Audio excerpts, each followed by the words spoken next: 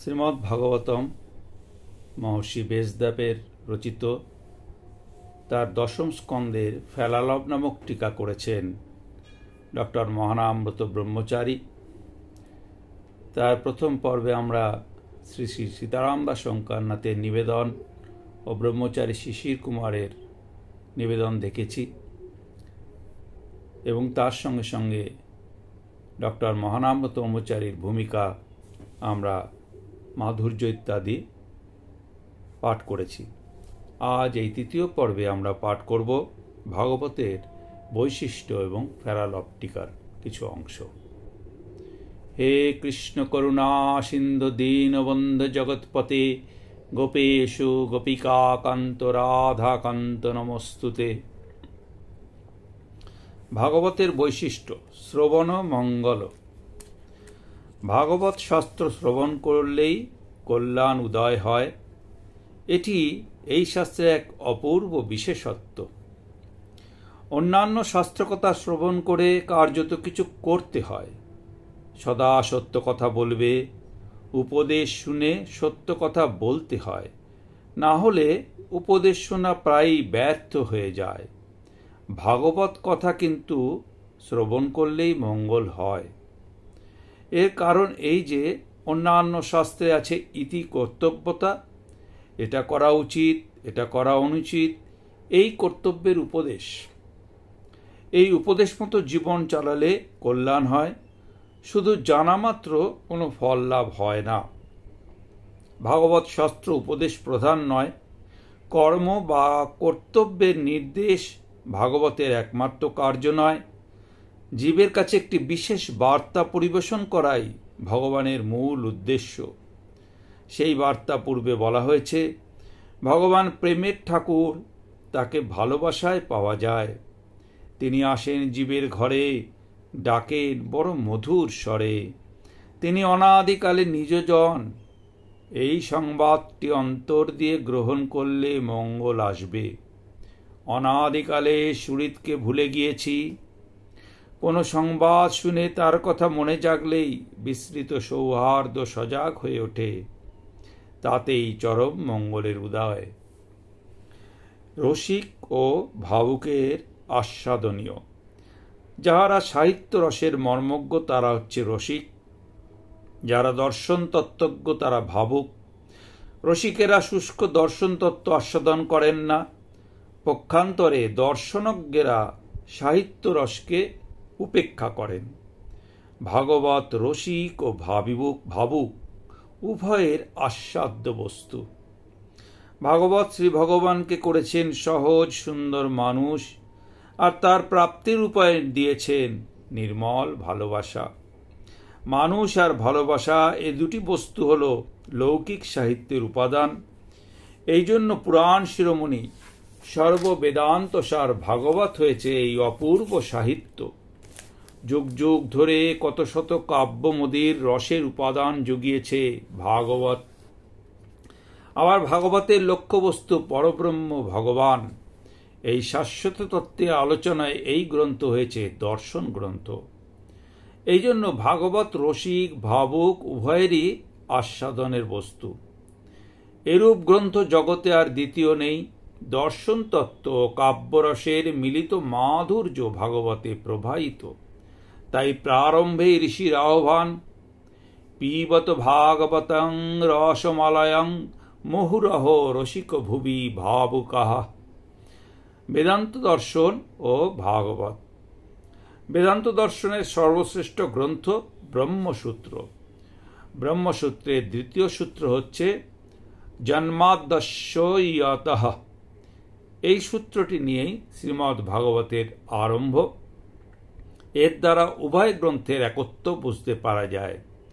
উভয় গ্রন্থেরই লক্ষ্য চরম বস্তু ব্রহ্ম।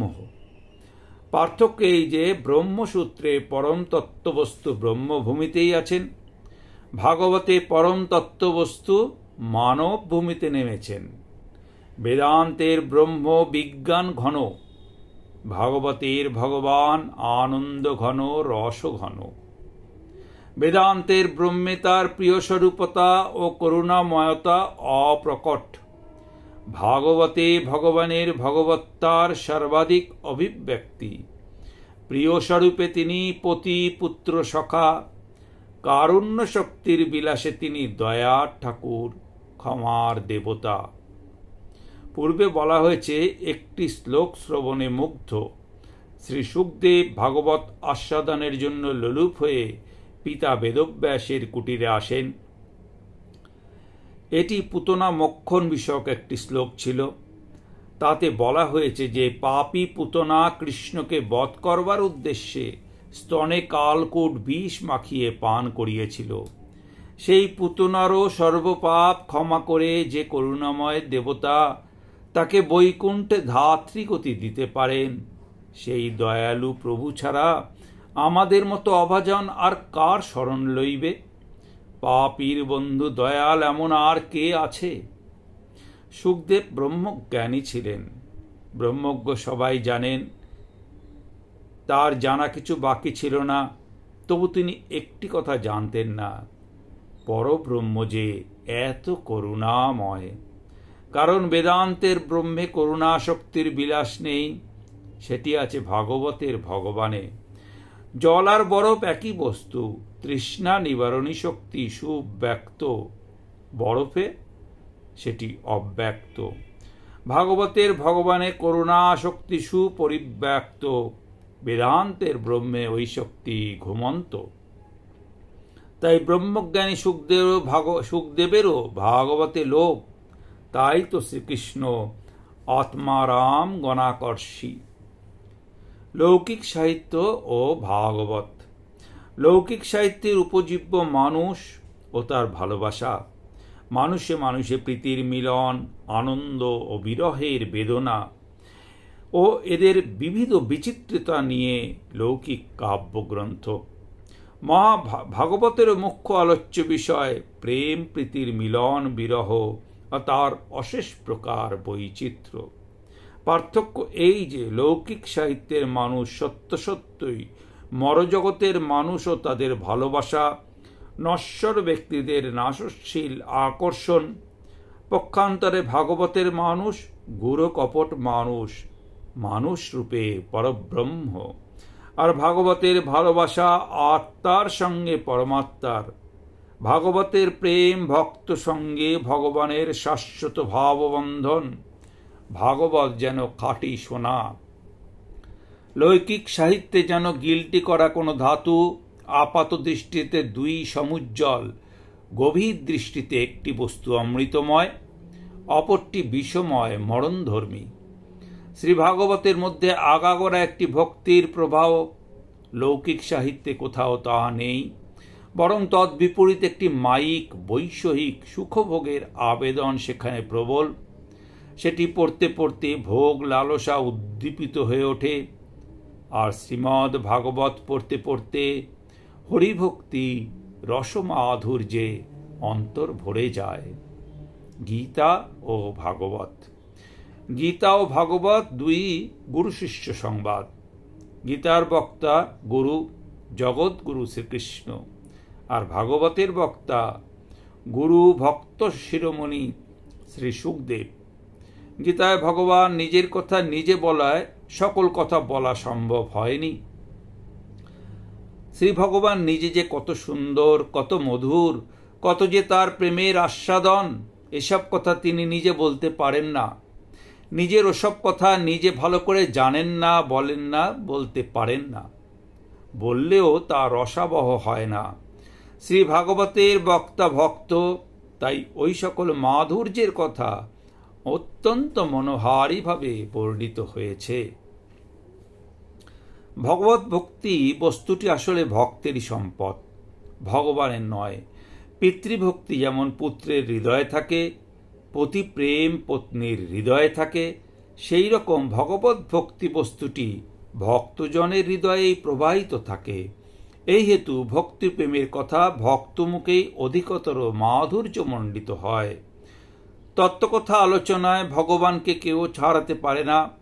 এই জন্য গীতার তত্ত্বকথা আর ভাগবতের তত্ত্বকথা অভিন্ন। গীতায় যে সকল সাধক ভক্তের লক্ষণ বলা আছে, ভাগবত তাদের মূর্তি দেখিয়ে দিয়েছেন। যেমন গীতায় দ্বাদশ অধ্যায়ের ভক্তিযোগের ভক্তের লক্ষণ সকলেই ভগবতের শ্রী প্রহ্লাদ চরিতে স্ফুট হয়েছে। গীতার সর্বধর্মান পরিত্যাজ্য এই সর্বশ্রেষ্ঠ মন্ত্র ভাগবতের রাসলীলায় গোপীর অভিসারে জীবন্ত হয়েছে। গীতার চরম পরম তত্ত্ব পুরুষোত্তম। এই তত্ত্বটি গীতা অত্যন্ত সুন্দরভাবে বলেছেন, কিন্তু পুরুষোত্তমের লীলারস মাধুর্যটি ভাগবত উপছাইয়া ঢেলে দিয়েছেন। গীতা ভাগবত দুই পুরুষোত্তমবাদী। গীতার দৃষ্টি তার তত্ত্বের দিকে, তত্ত্বকে গ্রহণ করে যুক্তি, সুতরাং গীতা যুক্তি প্রধান। ভাগবতের দৃষ্টি রসের দিকে, রসকে গ্রহণ করে চিত্তের ভাব, সুতরাং ভাগবত ভাবপ্রধান। তত্ত্ব রস কথা দুটি একটি বিশেষভাবে আলোচনীয়। তত্ত্ব ও রস। সন্দেশ একটি সুখাদ্য বস্তু। এর মধ্যে কি কি উপাদান, কিভাবে কি ক্রম অনুসারে তাদের সংমিশ্রণ, প্রস্তুত করবার প্রণালী কি, এই যে আলোচনা, এটিকে বলা যায় যে সন্দেশের তত্ত্ব আলোচনা। আর রসনার সঙ্গে সন্দেশের মিলন ঘটলে যে একটি অনির্বচনীয় সুখানুভূতি হয়, তার স্বরূপ ও বৈচিত্র্যের আলোচনাকে বলা যায় রস আলোচনা। পরমতম ব্রহ্ম বস্তুর তত্ত্ব আলোচনায় উপনিষদ, ব্রহ্মসূত্র, গীতা ও ভাগবত সকলে একই পথের পথিক, কিন্তু রসের বিন্যাসে, বিস্তারে ও আস্বাদনে শ্রী ভাগবত সকল শাস্ত্রের শিরোমণি, ভাগবত শাস্ত্র চক্রবর্তী। আচার্য পাদগান উপনিষদকে বলেছেন শ্রুতি প্রস্থান, ব্রহ্মসূত্রের নাম দিয়েছেন ন্যায় প্রস্থান, ভগবত গীতার পরিচয় দিয়েছেন স্মৃতি প্রস্থান। এই দৃষ্টিকোণ থেকে শ্রীমদ্ ভাগবতের প্রকৃষ্ট স্বরূপ পরিচয় হতে পারে রসপ্রস্থান। শ্রুতিতে রস বৈশ্য মন্ত্রে যার স্বরূপের সন্ধান, মধু ব্রহ্ম, আনন্দ ব্রহ্ম নামে যার পরিচয়, ভাগবত তারই নিরূপণে রসলীলার কথা বলেছেন। কৃষ্ণলীলার মধ্যে ওই রস, ওই মধু, ওই আনন্দ অলৌকিক রূপে আস্বাদিত হয়েছে।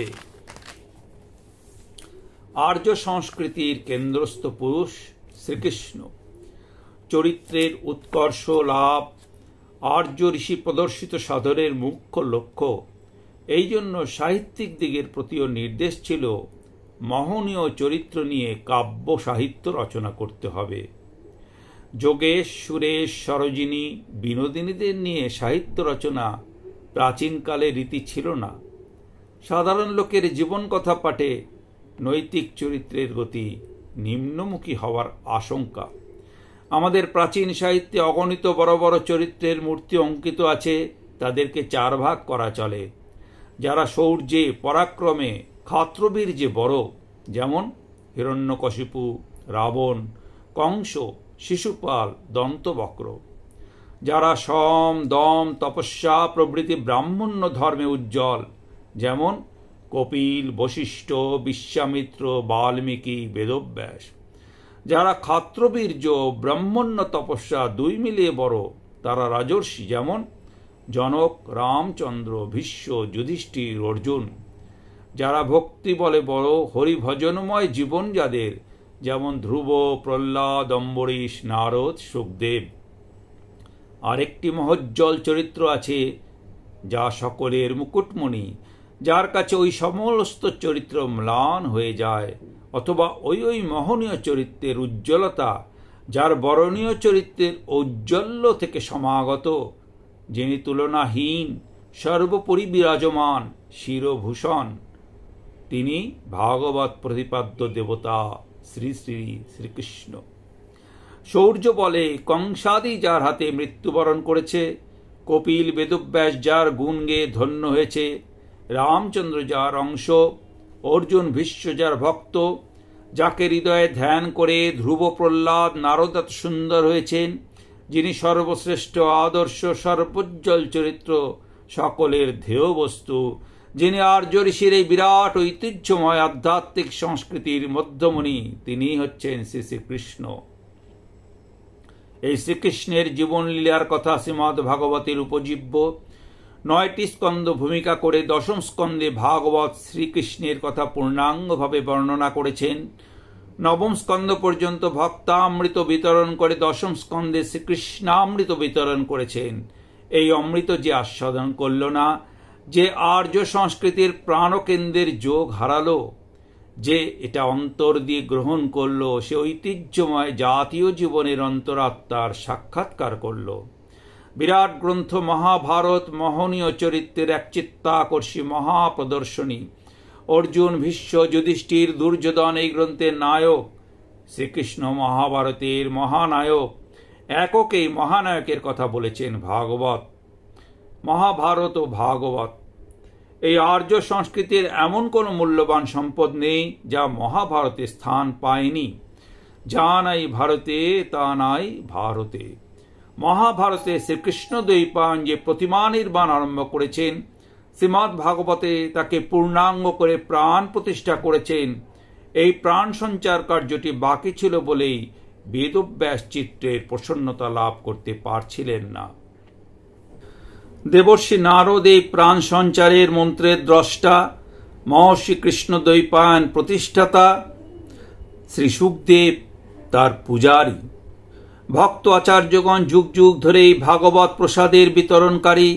এই ভাগবত মহাপ্রসাদ শ্রী গৌরাঙ্গ সুন্দর নিজে আস্বাদন করে অবিচারে অকাতরে ঘরে ঘরে নরে নরে কণ্ঠ ধরে কেঁদে কেঁদে বিলিয়েছেন। আমরা সেই মহাপ্রসাদের ফেলালবের আশায় হাত পেতেছি। জগতের এই ভীষণ সংকটের দিনে মহাপ্রলয়কালে বাজবার কি ওষুধ, সেটি শ্রী শ্রী প্রভু জগৎবন্ধু সুন্দর উচ্চারণ করেছেন। ভক্তিশাস্ত্র ভাগবত সার কর অবিরত। মহাপ্রলয়গ্রস্ত কলিতাবধস্ত নৈতিক বিপর্যস্ত আমাদের জাতীয় জীবনের মধ্যে ভাগবত জীবনের মধুধারা নেমে আসুক।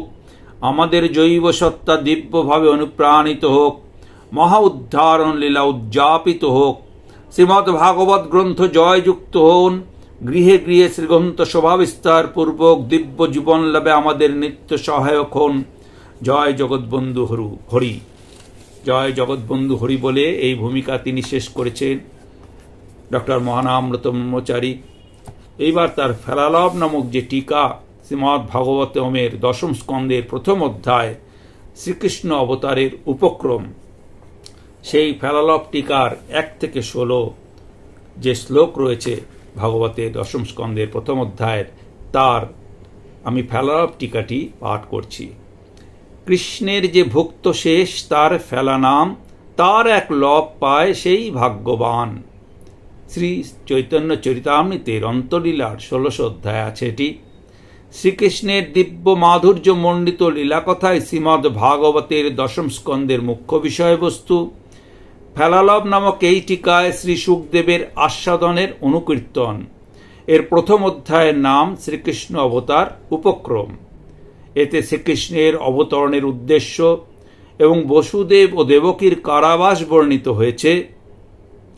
শ্রী সুখদেবকে সম্বোধন করে মহারাজ পরীক্ষিত বললেন, মুনিবর, আপনার শ্রীমুখের অনেক কথা শুনলাম। চন্দ্র সূর্যের বংশাবলী, উভয় বংশের শ্রেষ্ঠ রাজগণের অপূর্ব চরিত্র কথা, ধর্মজ্ঞ যদু রাজার বংশধারা সকল আপনি বলেছেন।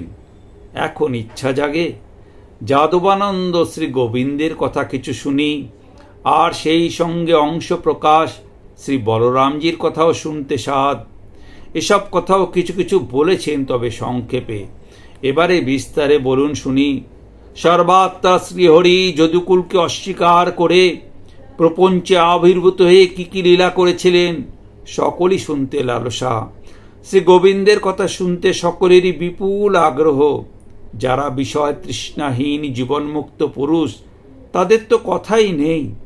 যারা ভবরোগগ্রস্ত এবং রোগ মুক্তি লাভে সচেষ্ট তারাও কৃষ্ণ কথা শোনে, সেটি ভবরোগের একমাত্র ওষুধ জেনে। আর আমাদের মতো যারা একান্ত ইন্দ্রিয় পরায়ণ তারাও কৃষ্ণ কথা শোনে, কারণ কৃষ্ণ কথা শ্রবণ মন রসায়ন। নিতান্ত আত্মঘাতী বা ব্যাধের মতো হিংসা পরায়ণ লোক ব্যতীত কৃষ্ণ কথা পরাঙ্মুখ ব্যক্তি জগতে থাকতে পারে না। কৃষ্ণ কথা ভব ব্যাধির ঔষধ ও কর্ণ মনের আনন্দদায়ক, এ তো সকলেরই অনুভব করা কথা। আমার আরো বিশেষ কথা এই যে শ্রীকৃষ্ণ আমাদের কুলের ঠাকুর, আমার নিজের ঠাকুর। এই জন্য সংক্ষেপে শ্রবণে তৃপ্তি হবে না। আমার পিতামহ পাণ্ডবগণ দাঁড়িয়েছিলেন বিপদ সংকুল বিপুল কৌরব সমুদ্রের তীরে। ভীষ্ম, দ্রোণ, কর্ণ প্রভৃতি ওই সমুদ্রের ভীষণ জলজন্তু তুল্য। ওই সমুদ্র পার হওয়া মানুষের সাধ্যায়ত্ত নয়, কিন্তু আমার পিতামহগণ গোপদের কুশপদের ন্যায় অবহেলায় সেটি পার হয়েছিলেন একমাত্র শ্রী গোবিন্দের পাদপদ্মকে ভেলা স্বরূপ আশ্রয় করে। এই জন্য বলছি তিনি আমার বংশের ঠাকুর। নিজের ঠাকুর কেন বললাম তাও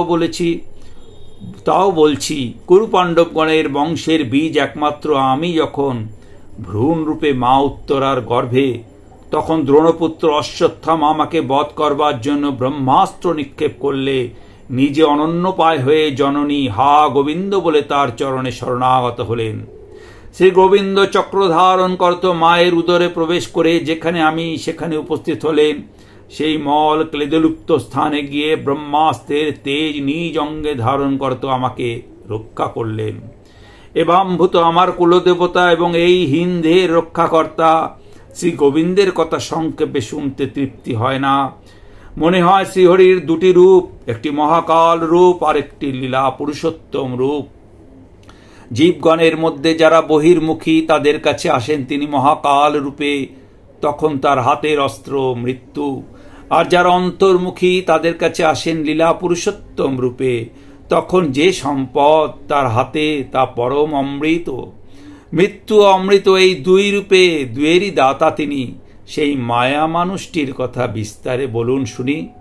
দুই একটি বিষয়ে মানুষের সংশয় আছে, সেটি আপনি নিরসন করবেন। শঙ্কর্ষণ দেব বলরাম রোহিণীর পুত্র, একথা আমি শুনেছি। আবার তিনিই দেবকের সপ্তম গর্ভের সন্তান, একথা বলেছেন। একই জন্মে এটা কিভাবে সম্ভব হতে পারে? মুক্তিদাতা মুকুন্দ পিতৃগৃহ মথুরার রাজধানী থেকে ব্রজের বনে গমন করলেন কেন? নিজজনদের সঙ্গে যদুপতি কোথায় কোথায় বাস করেছিলেন এবং ব্রজ মধুপুরীতে কি কি লীলা করেছিলেন জানতে ইচ্ছা হয়। আরেকটি কথা জিজ্ঞাসা করতে সংকোচ হয়, তবু বলি, কংস রাজা তো সম্পর্কে মাতুল তো পূজ্য, নিশ্চয়ই বদ্ধ নয়, তাকে কেন বধ করলেন?